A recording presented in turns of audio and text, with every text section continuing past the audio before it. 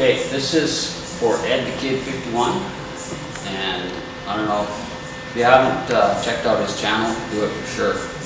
He's got a kick-ass 51 that he's working on, and he's done some really cool stuff. I really like that wheel surround he's working on, and that the headlights, the tail lights are cool too.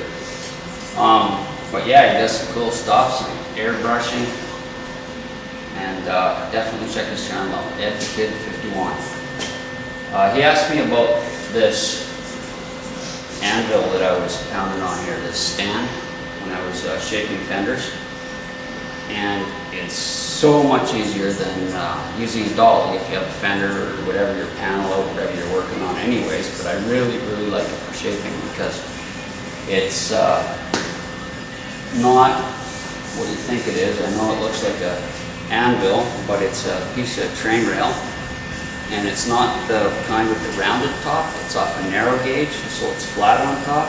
I do all my curves on the corners and the side. This was shaped with a torch. This thing is very old. It's from in Calgary here, way back, 40s and 50s I believe, probably prior to that, but we had street cars, street trolleys, just like in San Francisco. And my dad worked on the transit system from very early age. I think it was pretty much right out of the military. And when they ripped out all these rails to redo the roads and make way for the electric buses that ran on, they're still trolleys, but they ran on rubber tires without tracks. They ripped up all these narrow gauge tracks, and pretty well he was in maintenance, and all the mechanics in there grabbed a piece and made anvils out of them. So that's how old this is and where it came from. But he was just sitting on his bench and, beating on it on a bench. It wobbles and moves and you gotta chase it around. Plus I don't like working off a bench because you can't hang the panel down in any direction around the anvil because it will hit the bench. So I actually made this stand, and I just made it out of I made it out of a bunch of square tubing. And all I did was just very simple, and I blocked all the ends in on it.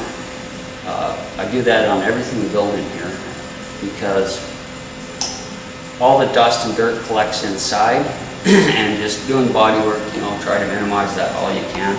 I paint everything up for the same reason, so we can go through, hose everything down, get all the dirt and crap out of here when we just spraying. And then I actually welded this. I mean, I could have bolted it so that I could change it and move it around, but this is pretty much how I like it. It's the exact height I want it. That's for me, perfect height. Benches are always too high because I like to work at this level when I'm hammering and shaping. So that's all it is. Anybody can build one of these. I mean, it doesn't have to be a train rail. You can get just an anvil and build a stand for it. Bolt it or tack it down, but yeah, it's super handy. I couldn't live without the thing now. Just the multitude of curves and stuff on here makes it really good for forming panels.